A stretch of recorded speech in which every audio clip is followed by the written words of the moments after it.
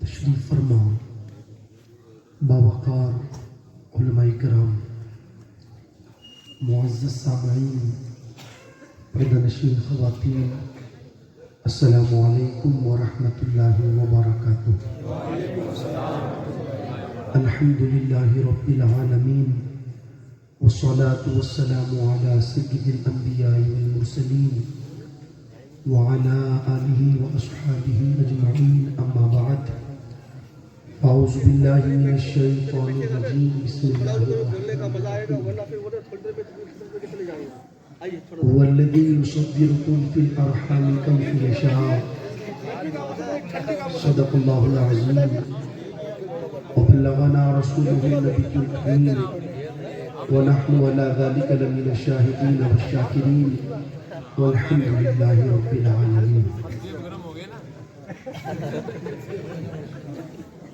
آئیے سب سے پہلے ہم اور آپ مل کر انتہائی عقیدت و محبت کے ساتھ گنبد خضرا میں آرام فرمانے والے آقا حضور رحمت عالم نور مجسم، دائی حلیمہ کے حلیم، امت کے غم خوار، ہم غریبوں کے غم گسار، نائب پروردگار جناب احمد مجتبیٰ محمد مصطفیٰ صلی اللہ تعالی علیہ وسلم کی بارگاہ مقدسہ میں درود و سلام کا تحفہ پیش کریں، پڑھے باواز بلند اللہم صلی علی سیدنا و مولانا محمد مبارک وسلم، صلاۃ و سلام علیک یا رسول اللہ صلی اللہ تعالی علیہ وسلم۔ اللہ تعالیٰ کا بے پناہ احسان و کرم کہ اس رب کریم نے اپنی خاص توفیق سے ہم اور آپ تمامی لوگوں کو آج یہاں اپنے اور اپنے پیارے حبیب صلی اللہ تعالی علیہ وسلم کے ذکر کے حوالے سے جمع فرمایا۔ اس چیز کو میں سمجھ سکتا ہوں کہ اب آپ لوگوں کا یہاں بیٹھنا دشوار ہو رہا ہے، میری طرف سے مکمل اجازت ہے، اگر کوئی میرا بھائی اور جانا چاہتا ہے تو چلا جائے، اس لیے کہ رات کے تقریباً 12:30 بجنے کو آئے، اور صرف یہیں کا یہ مزاج نہیں بلکہ پورے ہندوستان کی یہ کیفیت ہے کہ 12 بجے کے بعد تقریریں سنی کم جاتی ہے اور کھائی زیادہ جاتی ہے، اور آپ نے اتنا سن لیا مجھ سے پہلے کہ اب آپ کی طبیعت نہیں چاہتی کہ کچھ اور سنا جائے۔ ہر اعتبار سے آپ کو اس کو سادہ کر دیں، کو سادہ، ہر اعتبار سے بس علماء کرام نے آپ کو سنایا،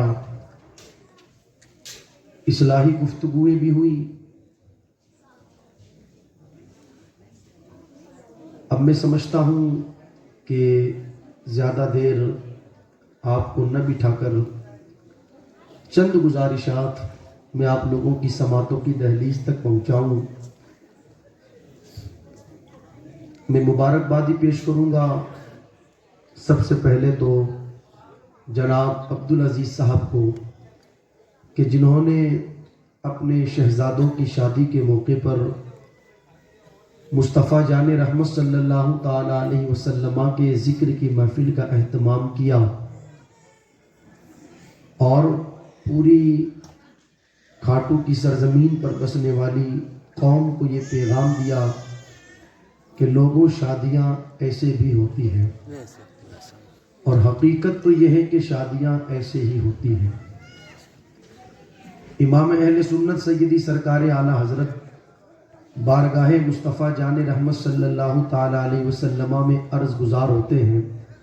تھوڑی دیر آپ میرا ساتھ دیجیے گا، انشاءاللہ میں زیادہ پریشان نہیں کروں گا آپ کو۔ سیدی سرکار اعلیٰ حضرت نے کہا، تیرے خلق کو حق نے عظیم کہا، تیری خلق کو حق نے جمیل کیا، کوئی تجھ سا ہوا ہے نہ ہوگا شہا، تیرے خالق و حسن و ادا کی قسم۔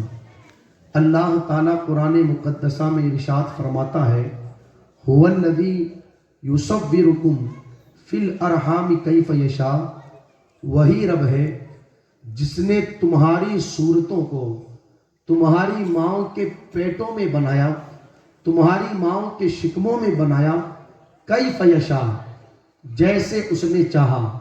میری صورت میری ماں کے شکم میں بنی جیسے میرے اللہ نے چاہا۔ حافظ کی صورت، قاری کی صورت، عالم کی صورت، مفتی کی صورت، محدث کی صورت، مجدد کی صورت ماؤں کے شکموں میں بنی جیسے اللہ نے چاہا۔ تبع تابعی کی صورت، تابعی کی صورت، صحابی کی صورت، یہاں تک کہ انبیاء کی صورتیں ماؤں کے شکموں میں بنی جیسے رب نے چاہا۔ پتہ کیا چلا؟ سب کی صورتیں ماؤں کے شکموں میں بنائی گئی جیسے رب نے چاہا، لیکن ثابت کے بیٹے حضرت حسان رضی اللہ تعالیٰ عنہ میرے نبی کے صحابی، وہ کہتے ہیں یا رسول اللہ سب کی صورتیں ماؤں کے شکموں میں بنائی گئی جیسے رب نے چاہا، لیکن جب آپ کی باری آئی کأنک قد خلقت کما تشاء، تو آپ کو رب نے ایسے بنایا جیسے آپ نے چاہا۔ یعنی سب کو بنایا گیا جیسے رب نے چاہا، اور مصطفیٰ کو بنایا گیا جیسے مصطفیٰ نے چاہا۔ اسی لیے تو امام اہل سنت کہتے ہیں خدا کی رضا چاہتے ہیں دو عالم، خدا چاہتا ہے رضائے محمد۔ اور یہ معاملہ صرف صورتوں کے بنانے میں نہیں، بلکہ آپ قرآن مقدسہ کو اٹھا کر کے پڑھیں تو آپ کو پتہ چلے گا سب کا قبلہ بنایا گیا جیسے رب نے چاہا، اور مصطفیٰ کا قبلہ بنایا گیا جیسے مصطفیٰ نے چاہا۔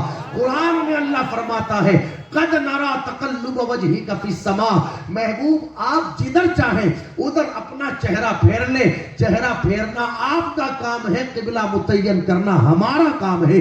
تو نتیجہ یہ نکل کر کے سامنے آیا سب کی صورتوں کو بنایا جیسے رب نے چاہا، اور مصطفیٰ کی صورت کو بنایا گیا جیسے مصطفیٰ نے چاہا۔ ایک جملہ اپنے ذہن میں رکھیے گا، بس اسی کے ارد گرد میری تقریر گھومے گی۔ مصطفیٰ جان رحمت صلی اللہ تعالی علیہ وسلم کی صورت بھی بے مثال، اور میرے نبی کی سیرت بھی بے مثال۔ میرے آقا علیہ الصلوۃ والسلام کی صورت بھی بے مثال، اور میرے نبی کی، زور سے بولے زور سے بولے، میرے نبی کی سیرت بھی بے مثال۔ حضور کی صورت بھی بے مثال، اور حضور علیہ السلام کی سیرت بھی بے مثال۔ یار وہ صورت کیسی صورت ہوگی، بے لقائے یار ان کو چین آ جاتا اگر بار بار آتے نہ یوں جبریل سدرہ چھوڑ کر۔ یہ بار بار فرشتوں کا سردار جبرائیل امین جو رہنے والا سدرہ کا ہے، مگر بار بار زمین پر آتا ہے۔ پوچھا گیا اس کی وجہ کیا ہے، تو عاشق نے اس کا جواب دیا بے لقائے یار ان کو چین آ جاتا اگر بار بار آتے نہ یوں جبریل سدرہ چھوڑ کر۔ اللہ اکبر، یہ جو بار بار جبرائیل سدرہ سے زمین پر تشریف لاتے ہیں، مقصد یہ ہے کہ مصطفیٰ جان رحمت کی زیارت کی جائے، مصطفیٰ جان رحمت صلی اللہ تعالی علیہ وسلم کا جلوہ دیکھا جائے۔ یار اس صورت کی کیا شان ہوگی کہ جس صورت کے سامنے چاند کی چاندنی شرما جائے۔ اس صورت کی عظمتوں کا کیا کہنا کہ اللہ اکبر، جس صورت کے سامنے اللہ اکبر سورج کی روشنی فیکی پڑتی ہوئی نظر آئے، کائنات کے اندر جتنا بھی آپ کو یہ حسن نظر آتا ہے، یہ خوبصورتی نظر آتی ہے، یہ رونقیں نظر آتی ہے، یہ چمک دھمک نظر آتی ہے، یہ سب کچھ صدقہ ہے مصطفیٰ جان رحمت صلی اللہ تعالی علیہ وسلم کا۔ آپ دیکھیں اللہ نے اپنے محبوب کی صورت کیسی بے مثال بنائی۔ میرے امام نے کہا حسن یوسف پہ کٹی مصر میں انگشت زنا، سر کٹاتے ہیں تیرے نام پہ مربدان ادب۔ حضرت یوسف علیہ السلام کی صورت ایسی تھی کہ جب مصر کی عورتوں نے حضرت یوسف علیہ السلام کی صورت کو دیکھا تو ان کی انگلیاں کٹ گئی، لیکن میرے امام نے کہا مصطفیٰ جان رحمت کو اللہ نے ایسا حسن عطا فرمایا، ایسی صورت عطا فرمائی کہ مصر کی نہیں بلکہ عرب کے، اور عورتیں نہیں بلکہ مرد اپنی انگلیاں نہیں بلکہ مصطفیٰ کے قدموں پر اپنی گردنیں کٹواتے ہوئے نظر آتے ہیں۔ ایسی صورت اللہ نے اپنے محبوب کو عطا فرمائی۔ اگر آپ لوگوں کا ذہن حاضر ہے تو آپ دیکھیں اللہ نے اپنے محبوب کی صورت بے مثال بنائی. کیسی بے مثال صورت ہے میرے نبی کی. سر تابہ قدم ہے تنے سلطان زمن پھول, لب پھول, بدن پھول, دہن پھول, زقن پھول. واللہ جو مل جائے میرے گل کا پسینہ, مانگے نہ کبھی عطر نہ پھر چاہے دلہن پھول. اور کیا بات رضا اس چمنستان کرم کی, زہرا ہے کلی جس میں حسین اور حسن پھول. سبحان اللہ. کیسی صورت اللہ نے میرے محبوب کو عطا فرمائی. ذہن حاضر ہے آپ کا. بڑیا دنیا کے اندر بڑی بڑی خوبصورت صورتوں والے لوگ موجود, مگر سچ بتانا صورتیں ہوگی کئیوں کی خوبصورت, مگر کسی کا تھوک خوبصورت نہیں.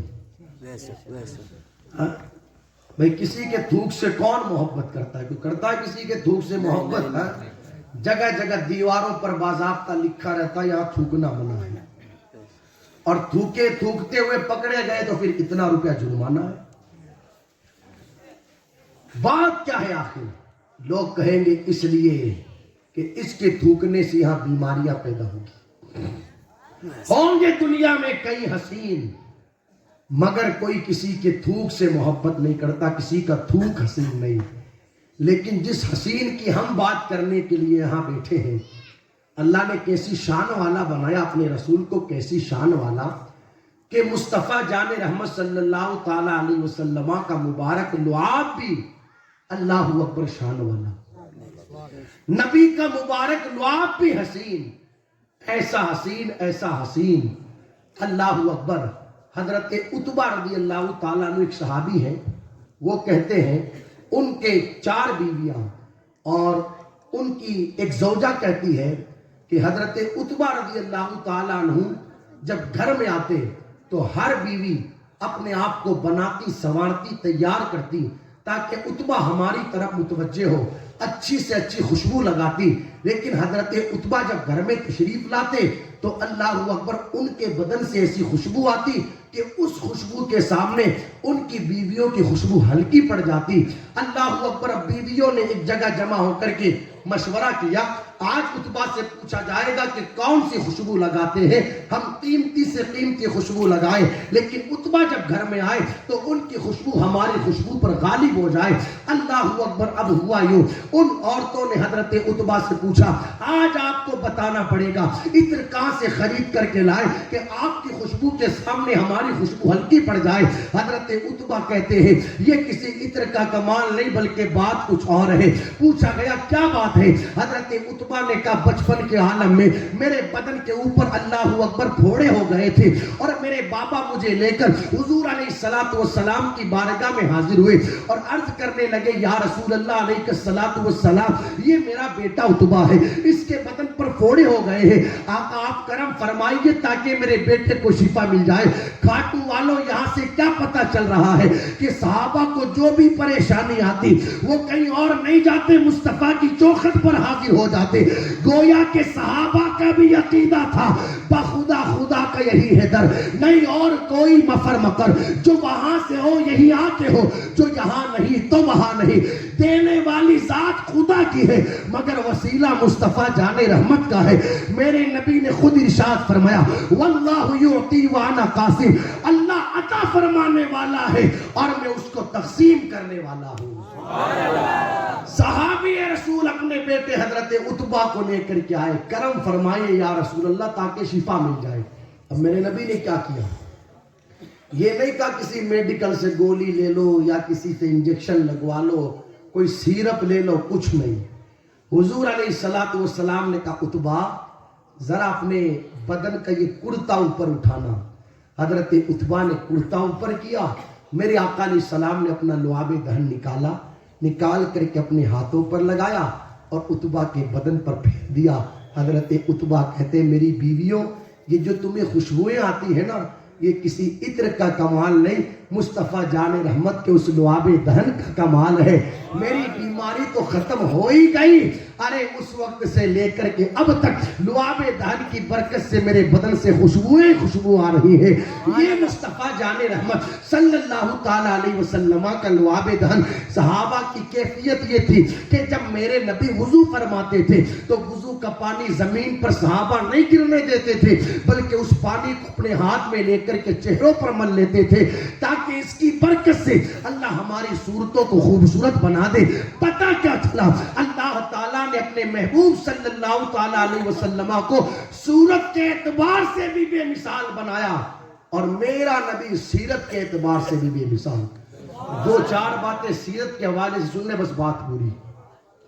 میرے نبی کی صورت بھی بے مثال اور میرے نبی کی سیرت بھی بے مثال۔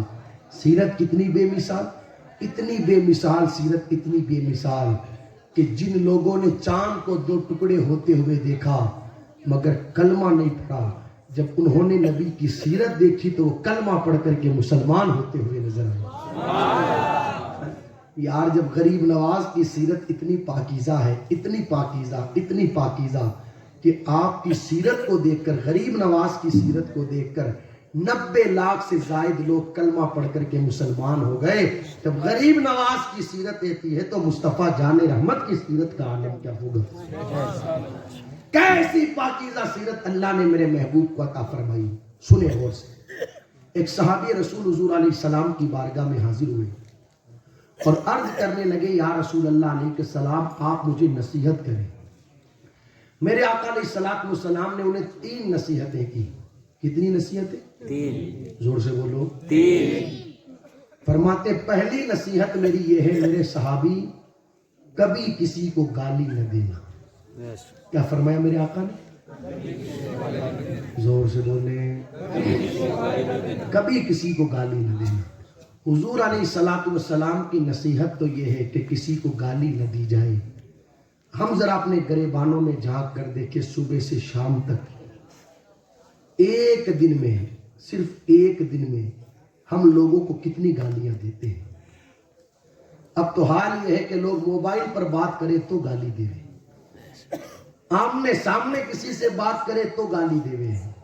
اور مجھے آپ کے کھاٹو کا حال پتہ نہیں، میں تو پورے راجستھان کو نگاہوں کے سامنے رکھ کر کے بات کروں تو کنڈیشن یہ ہے، اب تو لوگوں کی کیفیت یہ ہوئی کہ دوسرے تو دوسرے اپنوں کو گالیاں دی جا رہی ہیں۔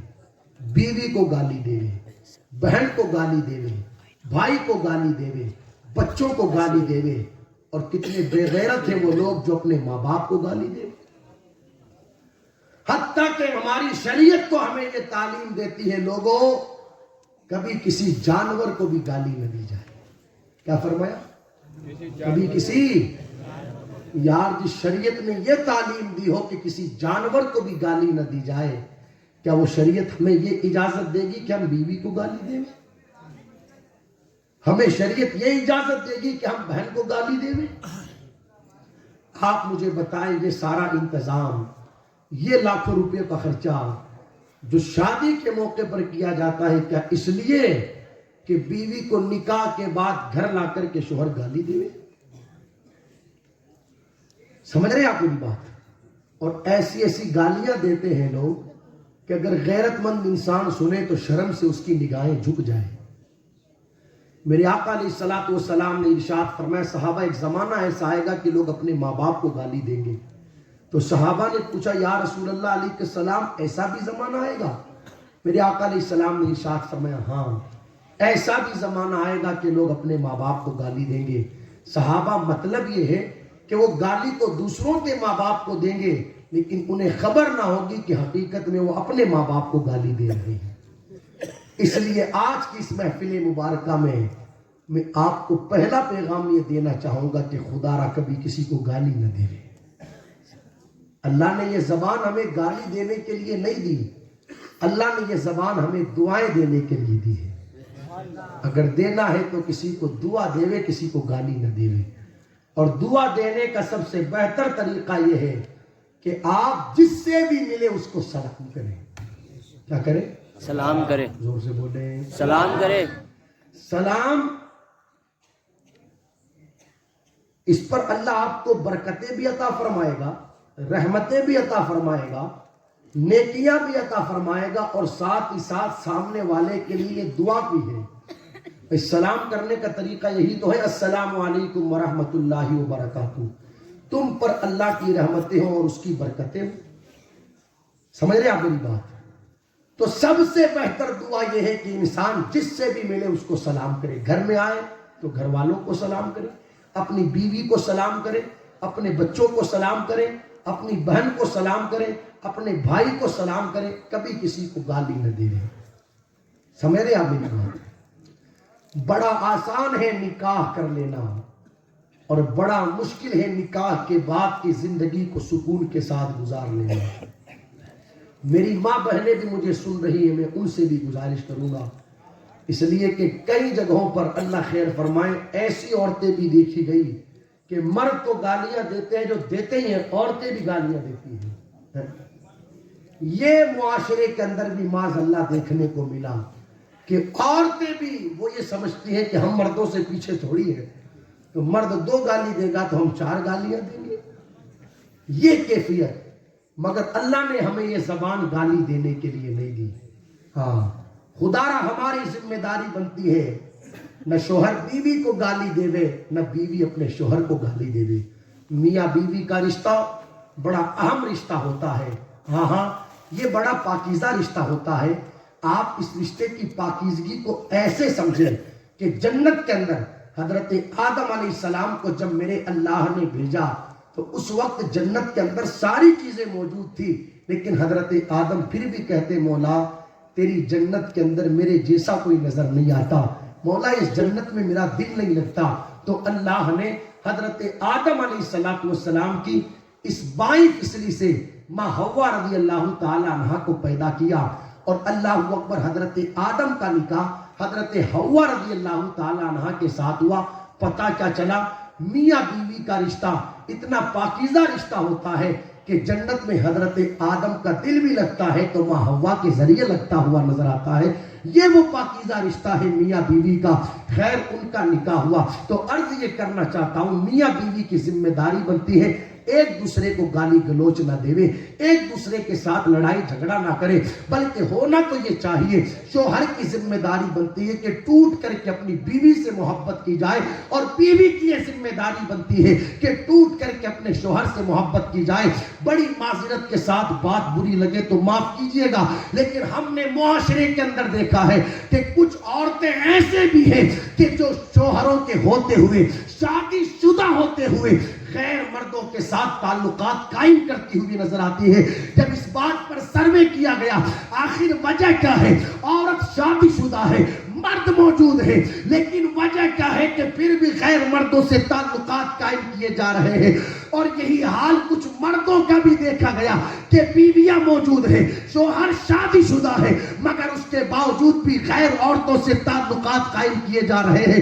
اس پر سروے کرنے کے بعد نتیجہ یہ نکل کر کے سامنے آیا کہ شوہر ہے تو صحیح, مگر شوہر کے پاس بیوی کے لیے ٹائم ہی نہیں ہے, وہ بیوی سے محبت کرنے کے لیے تیار ہی نہیں ہے, وہ بیوی پر توجہ دینے کے لیے تیار ہی نہیں ہے, وہ بیوی کا خیال رکھنے کے لیے تیار ہی نہیں ہے. اور یہی حال بیوی کا ہوا شوہر کے حوالے سے کہ بیوی موجود تو ہے مگر بیوی کو شوہر کی کوئی پرواہ نہیں, شوہر کی طرف وہ کوئی توجہ نہ دے, شوہر کے سامنے زبان درازی کرے, ہر وقت شوہر کا دل دکھائے. تو پھر نتیجہ یہ نکل کر کے سامنے آیا کہ شوہر کے ہوتے ہوئے عورتوں نے ناجائز تعلقات قائم کیے, اور عورتوں کے ہوتے ہوئے مردوں نے ناجائز تعلقات قائم کیے. ہماری ذمہ داری بنتی ہے ہر شوہر اپنی بیوی سے اس قدر محبت کرے کہ اس کا خیال غیر مرد کی طرف جانے ہی نہ پائے, اور بیوی کی ذمہ داری بنتی ہے اس قدر اپنے شوہر کی خدمت کرے کہ شوہر کا خیال غیر عورت کی طرف جانے ہی نہ پائے. میاں بیوی کی ذمہ داری بنتی ہے ایک دوسرے سے ٹوٹ کر محبت کرے. یہ گالی گلوچ, یہ لڑائی جھگڑا, یہ مار کوٹ, یہ سب میاں بیوی میں نہیں ہوتا. کتنے افسوس کی بات کہ میاں بیوی کا فیصلہ کرنے کے لیے برادریاں اکٹھی کرنی پڑی.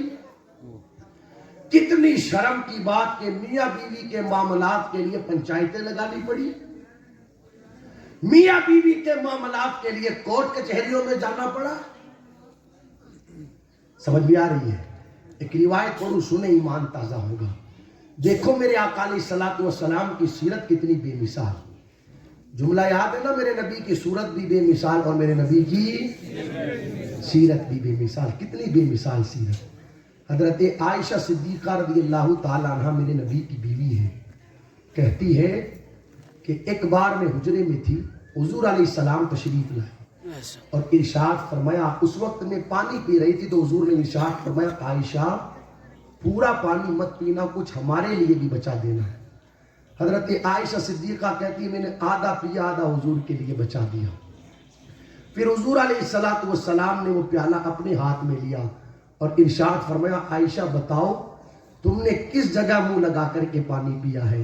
حضرت عائشہ نے عرض کیا رسول اللہ اس جگہ، فرماتی ہے پھر بچا ہوا پانی اسی جگہ منہ لگا کر کے میرے نبی نے نوش فرمایا اور ارشاد فرمایا اس عمل کی برکت سے اللہ دلوں میں محبتیں پیدا فرماتا ہے۔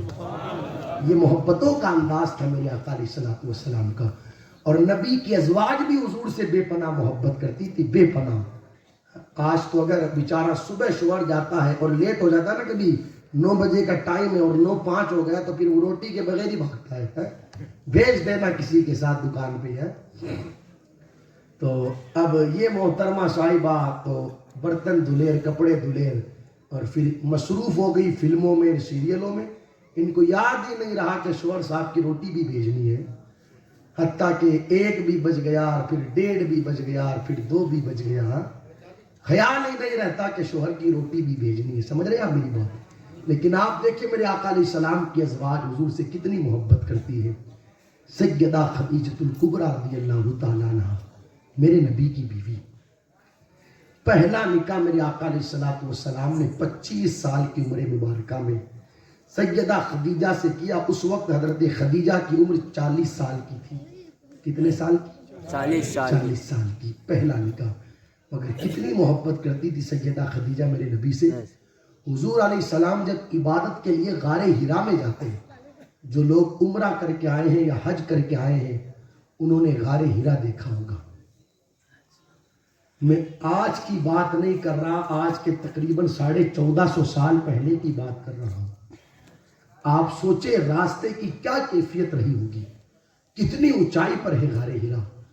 آج اگر جوان چڑھتا ہے تو 5 جگہ رکتا ہے، 10 جگہ رکتا ہے، پانی کی بوتلیں ساتھ لے کے جاتا ہے، تب جا کر کے وہ غار ہرا پہنچتا ہے۔ دعا کریں اللہ ہم سب کو غار ہرا کی زیارت نصیب فرمائے۔ دعا کریں آمین تو بول دے کم سے کم۔ ہم اس محبوب کا ذکر سننے کے لیے بیٹھے ہیں کہ جن کے ذکر کی باری آتی ہے تو پھر پتھر بھی بول پڑتے ہیں۔ کیا پتھر نہیں بولے؟ ابو جہل کی مٹھی میں کنکریاں بند تھی، میرے نبی نے کہا ابو جہل کنکریوں سے پوچھ لے کہ میں کون ہوں۔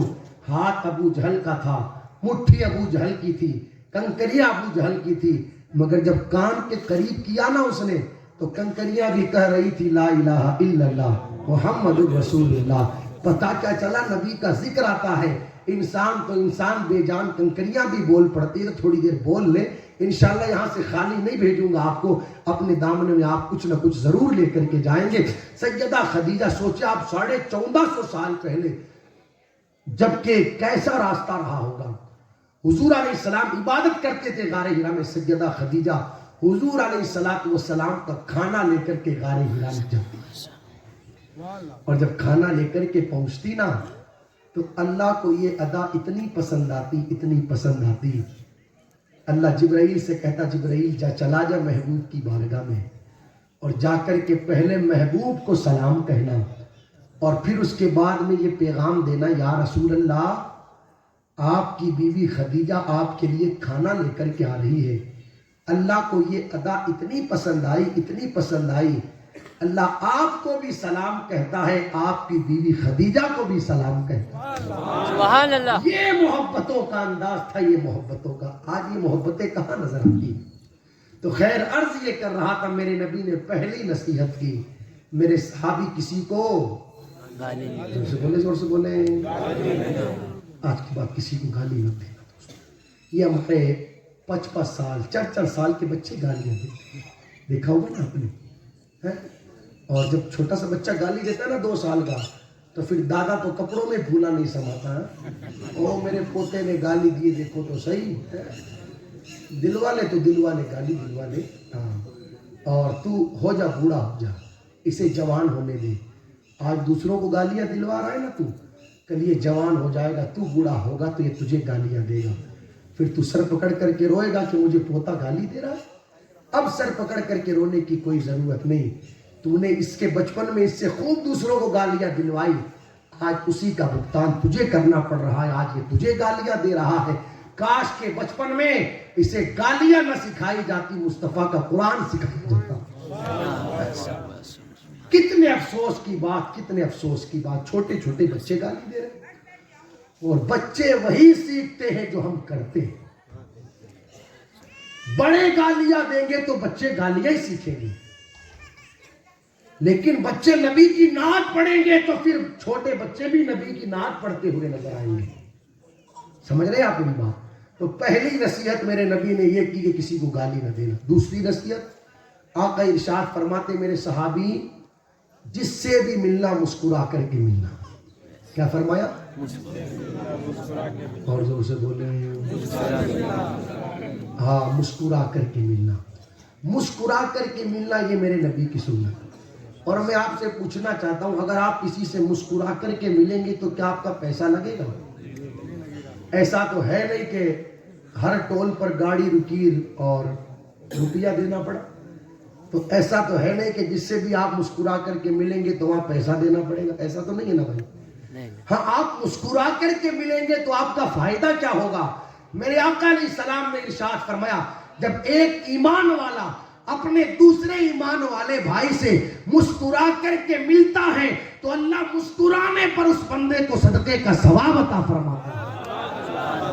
مسکرا کر کے ملنا میرے نبی کی سنت۔ ہماری ذمہ داری بنتی ہے، جس سے بھی ملے، شوہر بیوی سے ملے تو مسکرا کر کے ملے، اپنے بچوں سے ملے تو مسکرا کر کے ملے، اپنی بہن سے ملے، بھائی سے ملے تو مسکرا کر کے ملے، دوستوں سے ملے تو مسکرا کر کے ملے، رشتہ داروں سے ملے تو مسکرا کر کے ملے، علماء سے ملے تو مسکرا کر کے ملے۔ یار، مسکرانے سے ہمارا کچھ جائے گا نہیں، سامنے والا اگر پریشان بھی ہوگا، ہم مسکرا کر کے ملیں گے تو ہمارے مسکرانے کی برکت سے آدھی پریشانیاں تو اس بندے کی ایسے ہی دور ہوتی ہوئی نظر آئے گی۔ جس سے بھی ملے آپ مسکرا کر کے ملے۔ کیسے ملے؟ ہاں۔ اور اسی طرح عورتوں کی بھی ذمہ داری ملتی ہے کہ جب وہ عورتوں سے ملے، اپنی بہن سے ملے، اپنے بھائی سے ملے، اپنے شوہر سے ملے، اپنے بچوں سے ملے، مسکرا کر کے ملے۔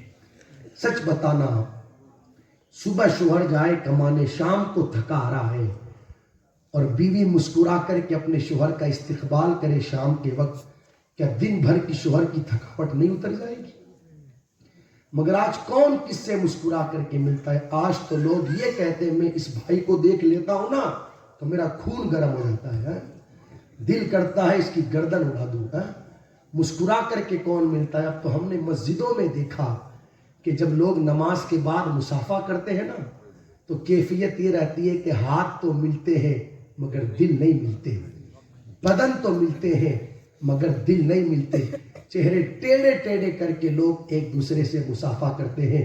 اور اللہ اکبر، یہ تک دیکھا گیا کہ اگر کسی کی کسی سے انبن ہے اور دونوں مسجد میں نماز پڑھنے کے لیے پہنچے، اتفاق ایسا ہوا کہ اب دونوں کو صف میں قریب قریب کھڑا ہونا پڑا، تو اللہ اکبر، وہاں پر بھی 2-4 منٹ رک کر کے یہ انتظار کیا جاتا ہے کوئی اور آ جائے تو ہم دونوں کے بیچ میں اسے داخل کر لے، اور پھر بمجبوری اگر دونوں کو قریب قریب کھڑا ہونا پڑتا ہے تو بیچ میں ذرا سی جگہ رکھ کر کے لوگ کھڑے ہوتے ہیں۔ یہ لوگوں کی کیفیت، یہ لوگوں کی نفرتوں کا حال۔ حالانکہ ہمارا مذہب تو ہمیں یہ تعلیم دیتا ہے، لوگوں، نفرتوں کو ختم کیا جائے، محبتوں کو عام کیا جائے، جس سے بھی ملا جائے مسکرا کر کے ملا جائے۔ میرے نبی کی سنت یہ تھی، آپ بچے سے ملتے تھے، بڑے سے ملتے تھے، جس کسی سے ملتے تھے مسکرا کر کے ملتے تھے۔ ذہن حاضر ایک روایت سنیں، ایمان تازہ ہوگا، بس اختتام کی طرف چل رہا ہوں۔ مسکرا کر کے ملنا میرے نبی کی سنت ہے۔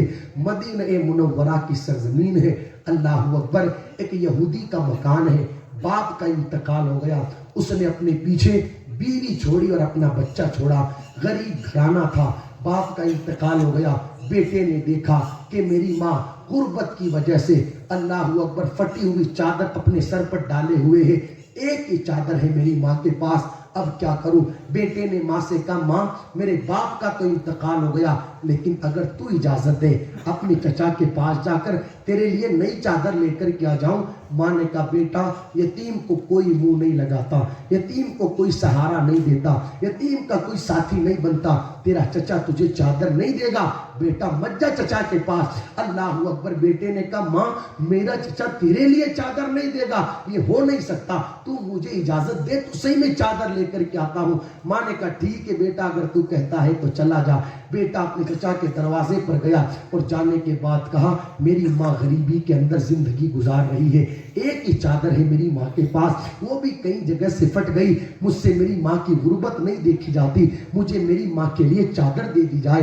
اللہ اکبر۔ جب چچا نے بھتیجے کو دیکھا تو کہا بنحوس یہاں سے چلا جا، کہیں ایسا نہ ہو تیری وجہ سے میرے بچے بھی یتیم ہو جائے، کہیں ایسا نہ ہو کہ تیرا سایہ میرے بچوں پر پڑے تو کہیں ان کے باپ کا بھی انتقال نہ ہو جائے۔ اللہ اکبر۔ یہ یہودیوں کی بات کر رہا ہوں میں، یہ کہہ کر کے اس بھتیجے کو چچا نے بھگا دیا۔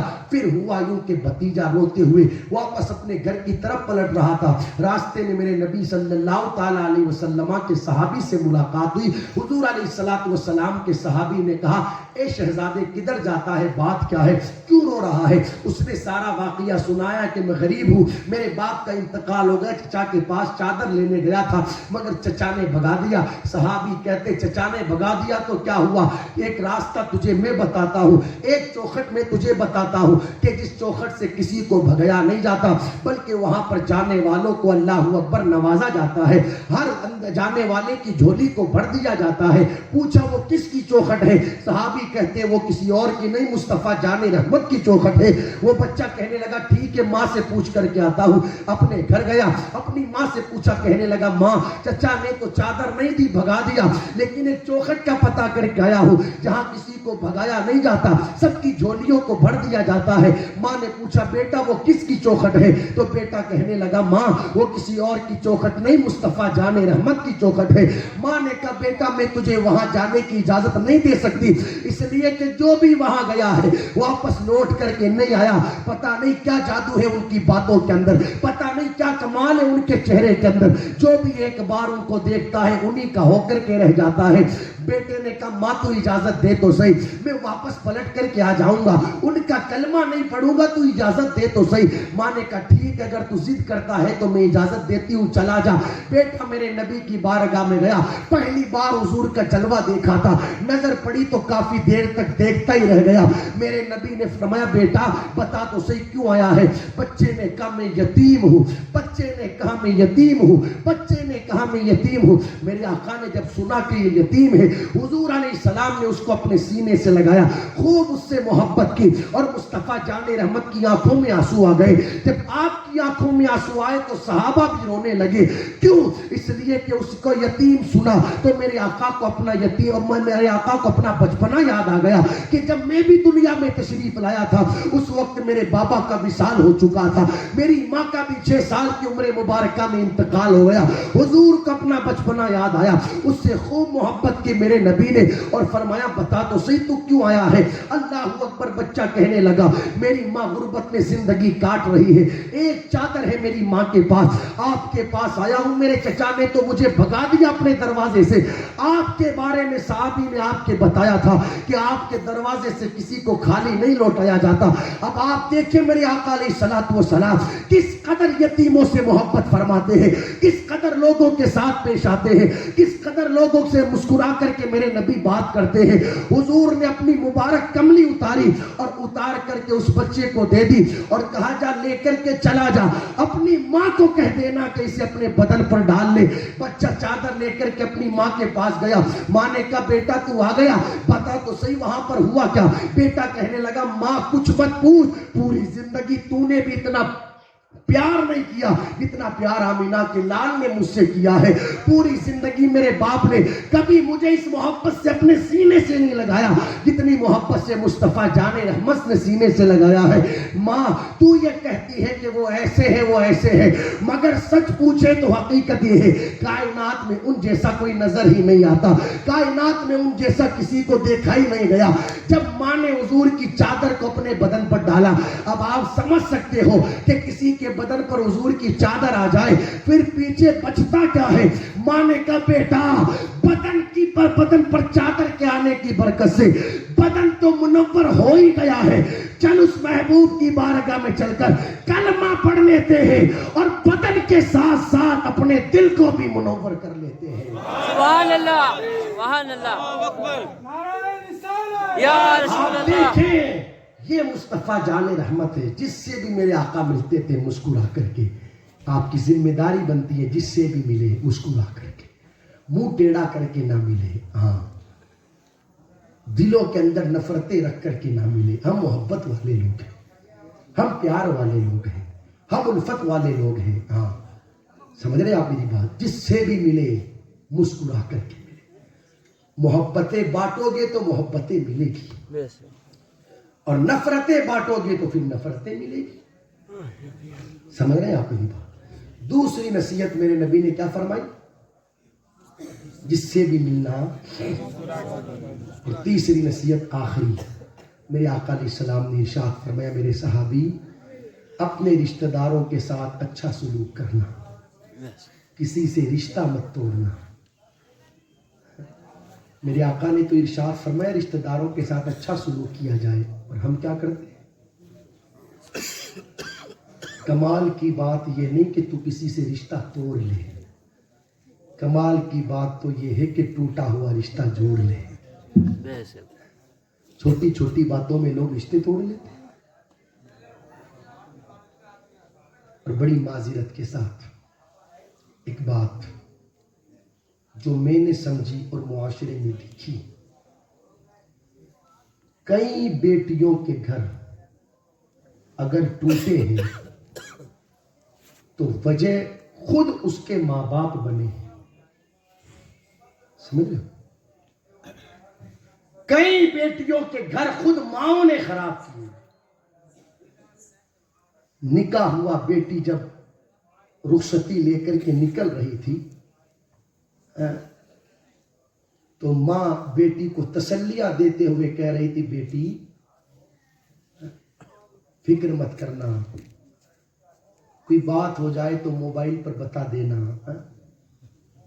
مجھے بلا لینا، گھر چلی آنا۔ اس طرح کی باتیں ماں کہہ رہی ہے۔ اور اب تو کیفیت یہ ہے بیٹی پانی پیوے تو ماں کو فون کرے، کھانا کھاوے تو ماں کو فون کرے، جھاڑو لگائے تو ماں کو فون کرے، برتن صاف کرے تو ماں کو فون کرے۔ پھر ادھر سے ماں کہتی ہے کتنا کام کرے گی تو تھک جائے گی، تھوڑا آرام کر لے۔ میں سمجھتا ہوں کہ آرام بھی ہونا چاہیے، لیکن وہ یہ سمجھ رہی ہے کہ جو میرے یہاں کی کیفیت ہے وہی کیفیت سامنے والوں کی ہوگی۔ ایسا نہیں ہے، ہر گھر کا مزاج اپنا اپنا ہوتا ہے۔ چھوٹی چھوٹی باتوں پر اللہ اکبر بیٹیوں کا ماؤں کو فون کرنا اور پھر ماؤں کا بیٹیوں کو ٹرین کرنا۔ میں ساری باتیں تو آپ کے سامنے کیا بیان کروں۔ اب تو کنڈیشن یہ ہو گئی کہ اگر چھوٹی بیٹی کا نکاح ہوا اور اس کے پہلے سے بڑی بہن ہے، وہ اس کو ٹرین کرے گی کہ بچے کی ولادت کب ہونی ہے اور کب نہیں ہونی۔ اس طریقے سے بہنوں نے بہنوں کے گھر خراب کروائے، ماؤں نے بیٹیوں کے گھر خراب کروائے، جبکہ ذمہ داری بنتی ہے ماؤں کی بیٹی رخصت ہو اس وقت یہ کہے بیٹی جب تک تیری ماں کے گھر میں تجھے رہنا تھا تو رہی، اب تو سسرال جا رہی ہے، اگر کوئی پریشانی آئے تو صبر کر لینا بیٹا، اب تک تیرا یہ گھر تھا، اب ہمیشہ کے لیے تیرا گھر وہ ہوگا، اگر کسی دشواری کا تجھے سامنا کرنا پڑے تو صبر کر لینا۔ بیٹی اپنے شوہر کی شکایت کبھی کسی سے مت کرنا، بیٹی اپنی ساس کے سامنے زبان درازی مت کرنا، بیٹی اپنے سسر کے سامنے کبھی اونچی آواز میں بات مت کرنا، بیٹی کبھی کسی کے سامنے بے پردہ مت ہونا، بیٹی چھوٹی چھوٹی باتوں میں اپنے مائیں کے فون مت کرنا، بیٹی چھوٹی چھوٹی باتوں میں مائکے چلی مت آنا. اس طریقے سے ماں کو ٹرین کرنا چاہیے. لیکن اللہ اکبر الٹا طریقہ ماں نے اختیار کیا. بیٹی اگر چھوٹی سی بات پر گھر چل کر کے آ گئی, باپ کہتا ہے آجا بیٹی تے گھر پر بیٹھ جا, تیرے باپ کے پاس خوب پیسہ ہے, خوب دولت ہے, خوب مال ہے, ہم 2 روٹی کھاتے ہیں, تجھے بھی کھلا دیں گے, کوئی پریشانی والی بات نہیں. لیکن کم سے کم اس باپ کی ذمہ داری تو یہ بنتی تھی کہ جا کر کے اس کے سسرال میں معلوم تو کرتا کہ آخر بات کیا ہوئی. بٹھا لیا گیا بیٹی کو, 6 مہینے سال بھر ہو گئے, بیٹیاں بیٹھی. یاد رکھنا, باپ اپنی بیٹی کو سب کچھ دے سکتا ہے, لیکن وہ سکون جو بیوی کو شوہر کے پاس ملتا ہے وہ سکون باپ کبھی نہیں دے سکتا. اگر کبھی کبھار بیٹیاں گھر چلی آئے تو صرف ایک طرفہ بات سن کر کے فیصلہ نہ کیا جائے. اور میں مردوں سے بھی گزارش کروں گا, خدا را اگر ہم کسی کی بیٹی کو, کسی کی بہن کو اپنے گھر لے کر کے آئے ہیں, کیوں کسی کو گالی دیتے ہو, کیوں کسی کی بہن کو مارتے ہو, کیوں کسی کی بہن پر ظلم کرتے ہو؟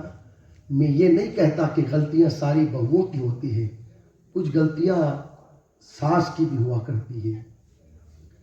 ہاں, دونوں کو ایک دوسرے کو سمجھنا پڑے گا, دونوں کو ایک دوسرے کا لحاظ کرنا پڑے گا.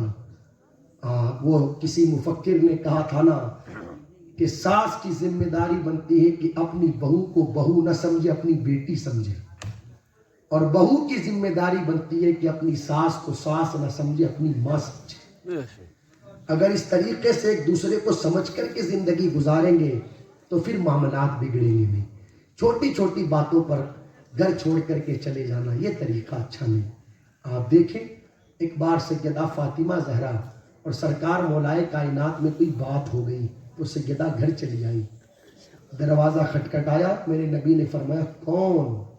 جب کہا نا کون تو سیدہ کے قدم کے نیچے سے زمین نکل گئی کہ آج تک تو قدموں کی آہٹ کو سن کر کے پہچان لیتے تھے کہ فاطمہ آئی ہے, آج دروازہ کھٹکھٹایا جاتا ہے پھر بھی پوچھا جاتا ہے کون؟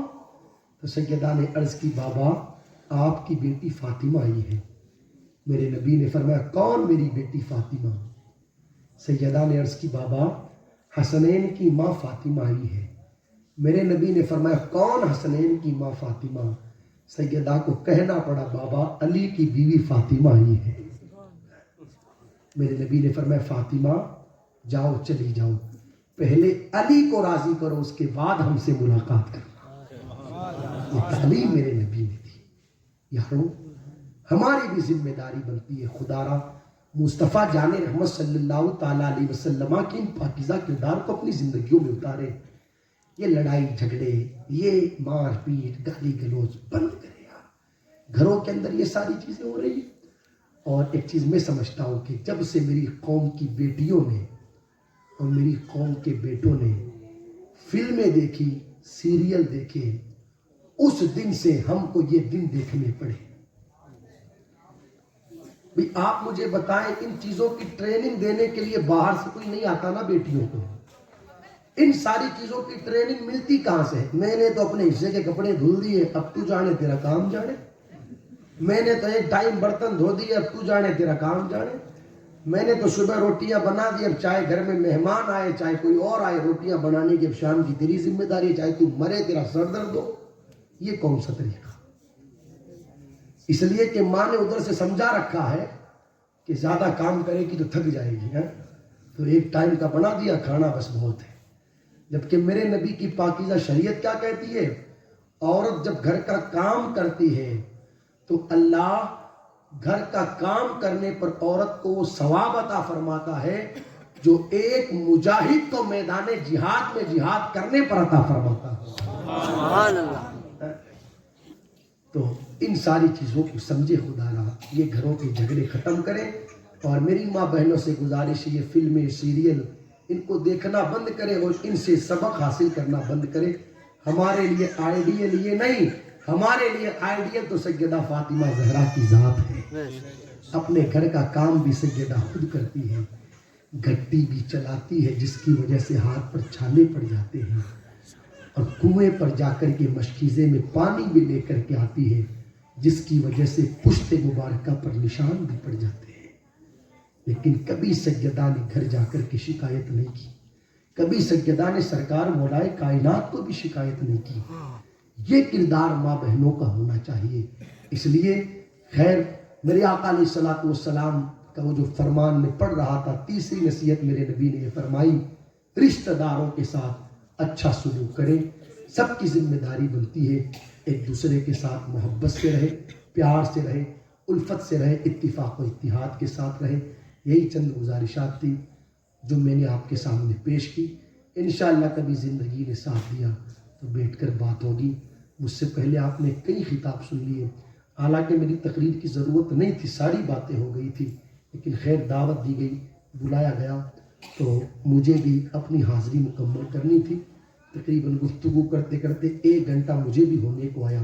دعا کرتے ہیں اللہ اپنے محبوب صلی اللہ تعالیٰ علیہ وسلم کی پاکیزہ سیرت کے صدقے طفیل اللہ ہماری بھی زندگیوں کو بہتر بنا دے۔ اللہ اپنے محبوب صلی اللہ تعالیٰ علیہ وسلم کی پاکیزہ صورت کے صدقے میں ہماری صورتوں کو بھی بہتر بنا دے۔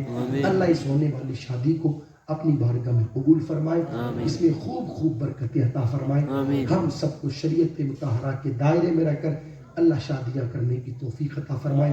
کثیر تعداد میں میری ماں بہنیں بیٹھی ہیں، ان سے یہی میرا پیغام ہے کہ خدا را شادی کا موقع ہو چاہے غم کا موقع ہو، ہر حال میں شریعت کا خیال رکھنا، نمازوں کی پابندی کرتے رہنا، قرآن کی تلاوت کرتے رہنا اور محبت کے ساتھ ایک دوسرے سے پیش آنا۔ اگر بھائی کے گھر میں کام ہے تو یہ کردار بہن کا نہیں ہونا چاہیے کہ وہ بھائی کے کام کو خراب کرنے کے لیے اس سے ناراض ہو جاتا ہے۔ اور کیسی کیسی باتوں پر عورتیں ناراض ہوتی ہیں، ارے وہ میں نے آرتیہ کیا تھا تو اس پر اتنا روپیہ دینا تھا تو اس نے اتنا ہی دیا، وہ ناراض ہو کے بھاگ گئی ہے۔ اب اس کا بیٹا بیچارہ دولہا بنا ہوا ہے، وہ کدھر بھاگے اس کو منانے کے لیے؟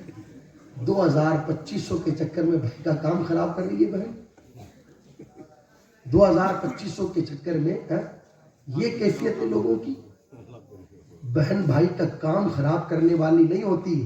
ہم نے تو دنیا میں یہ دیکھا ہے، بچپن سے لے کر کے 55 تک بہنیں بھائیوں کے کام بنانے والی ہوتی ہے۔ آپ دیکھیں نا، جب بھائی چھوٹا تھا بہن بڑی تھی اور بھائی کو اسکول جانا ہوتا، حالانکہ جب اسکول کی چھٹی ہوئی تھی تو اس کی کنڈیشن یہ تھی کہ گھر آیا ڈریس ادھر پھینکا، بیگ ادھر پھینکا، جوتے ادھر پھینکے، موزے ادھر پھینکے، مگر جب صبح اسے اسکول جانا تھا تو اسے جوتے بھی اپنی جگہ ملے، موزے بھی اپنی جگہ ملے، کپڑے بھی اپنی جگہ ملے، بیگ بھی اپنی جگہ ملا۔ یہ سارا سمیٹ کر کس نے رکھا؟ کسی اور نے نہیں، اسی بہن نے رکھا ہے۔ تو بہنیں بھائیوں کے کام خراب کرنے والی نہیں ہوتی، بہنیں تو بھائیوں کے کام بنانے والی ہوتی ہے۔